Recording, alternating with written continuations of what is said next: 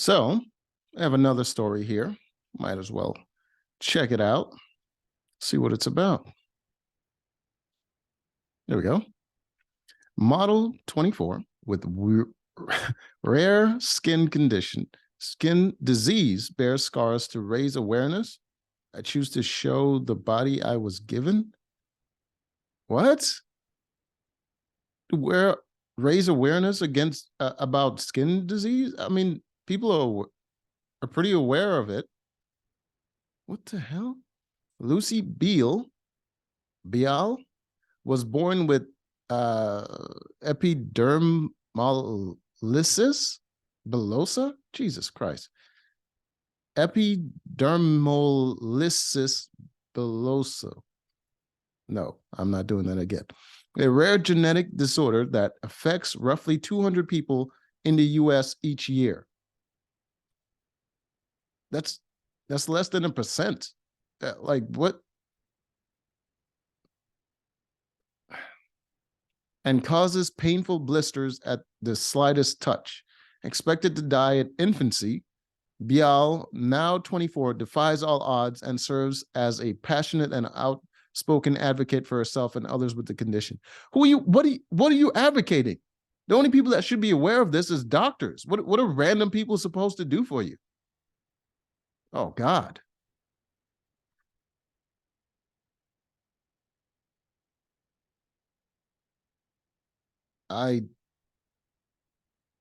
You look like you've been in a fight. Like, that is crazy. Why would you want people to be aware of this? Do you want them to throw up in their mouth? What do you think you gain from this? It's not, listen, sympathy does not make disgusting things less disgusting. It simply makes people feel sorry for you. They're still going to find it gross.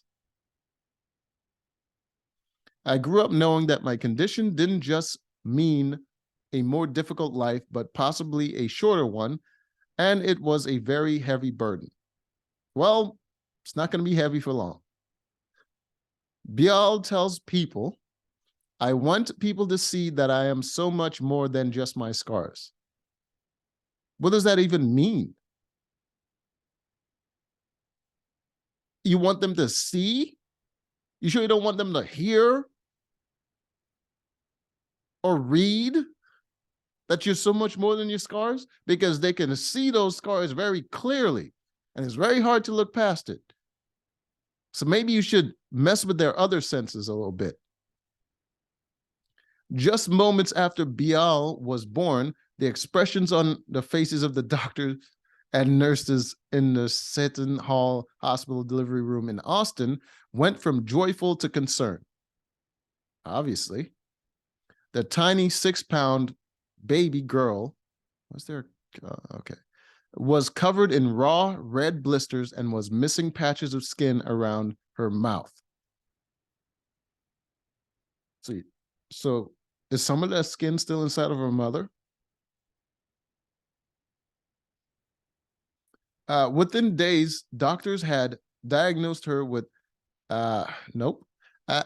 and told her stunned family that the baby girl would be lucky to survive even a few months. I'm more concerned that there's blisters popping inside of a woman and no one seems to be addressing this.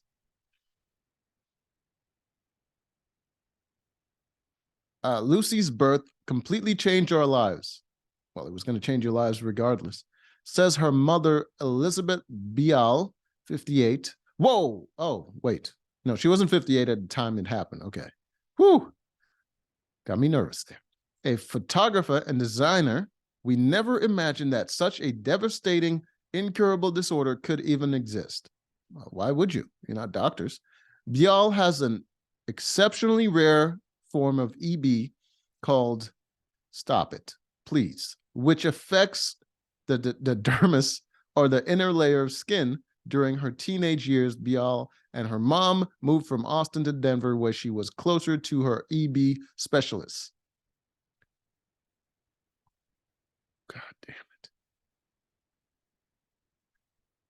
Poor, poor little kid. That is sad. Ooh.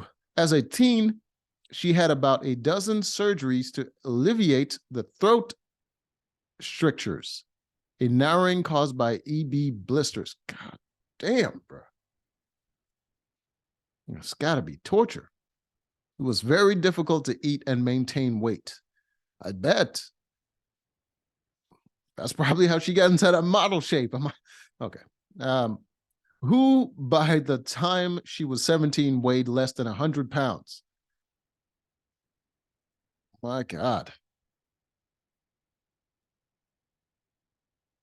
And was on the verge of needing a feeding tube.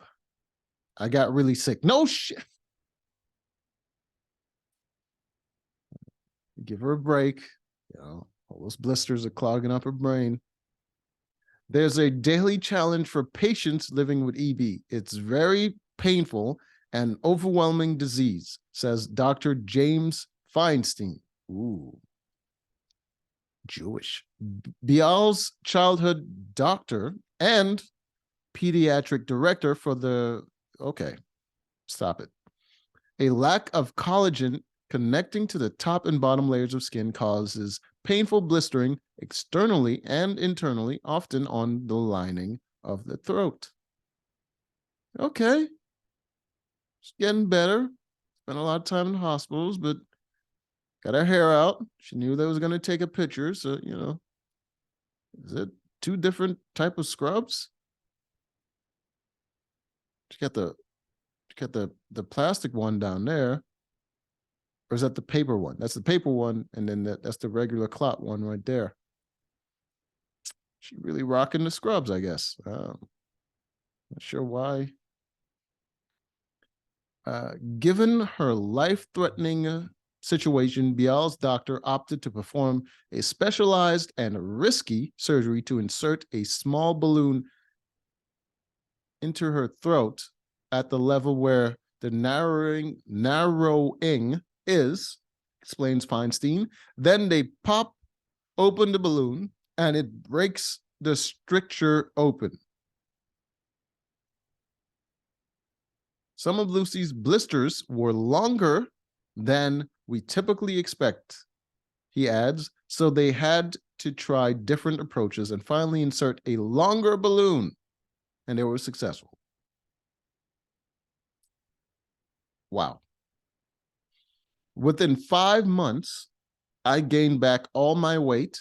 Damn, you were eating. And was healthy for the first time since I was 13. You were healthy at 13? Thought you were sick then too, says Bial, who graduated from high school in 2016 and began applying to colleges. My body might be limited, but my mind isn't, obviously.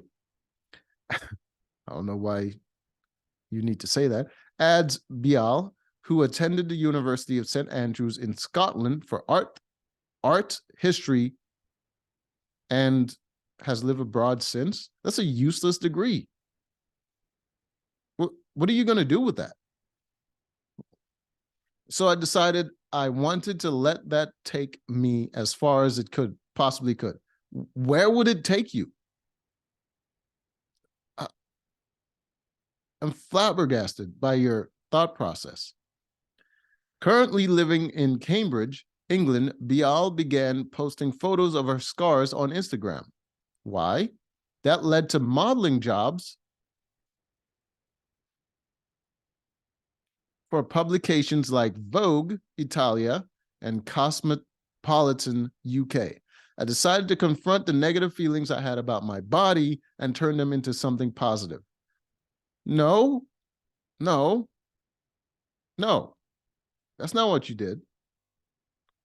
You found a way to get attention and you decided to ride that train. Are you trying to tell me you didn't get paid for any of this? Stop it.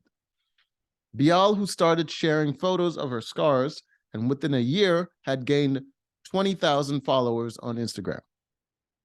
I wish I could go back and tell my teenage self that in a few years, the legs I hated so much would get me into Vogue. Why?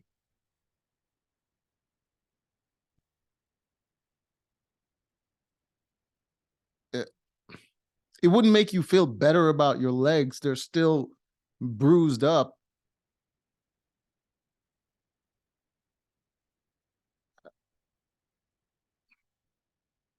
Bial also uses Instagram to promote EB charities such as Deborah UK and EB Research Partnership, who she works with to help raise awareness and money for research.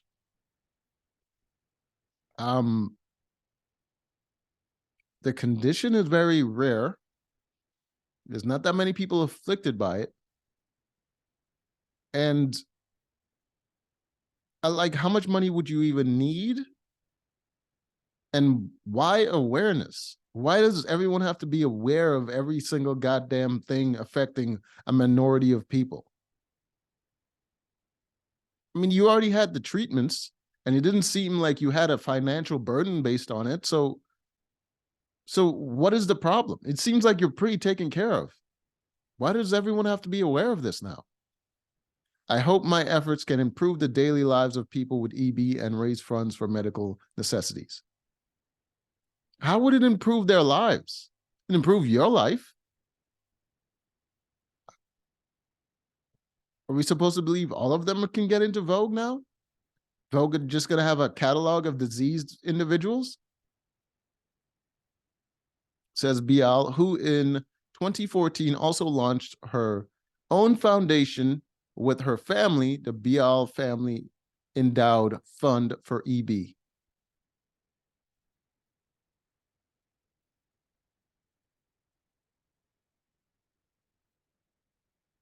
No. For the love of God, don't do that. Don't take pictures like that. These days, Bial is looking ahead.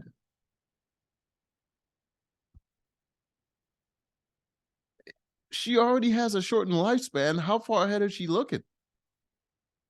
Might want to live your life like it's golden. With a first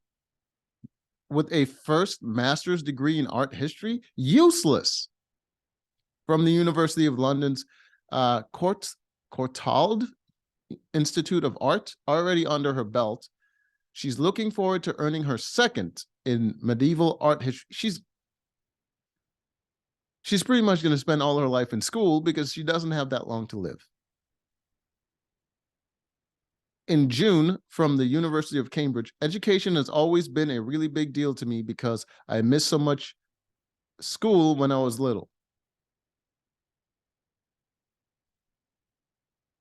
Okay. In between her studies and modeling auditions, she enjoys spending downtime with her boyfriend of 5 years.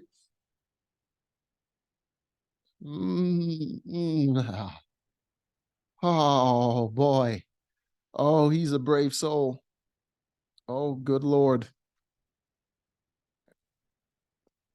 He's gotta be closing his eyes and imagining a chick with all her skin, because that is, oh boy. Oh boy. Oh, that is a boner killer like a motherfucker. Wow. A geologist whom she met at St. Andrews and their dog Saxon. She says she hopes to one day become an art history professor and live in a little cottage in the countryside with ducks, my dog, and my boyfriend, and just be happy.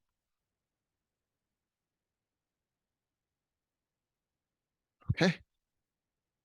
In the meantime, she'll keep fighting for people with EB, how, and living every minute to the fullest. She better.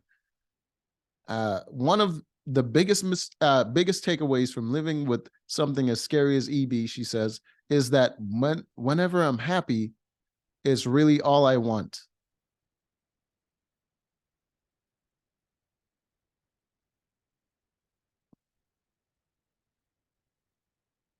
Whenever I'm happy, it's really all I want.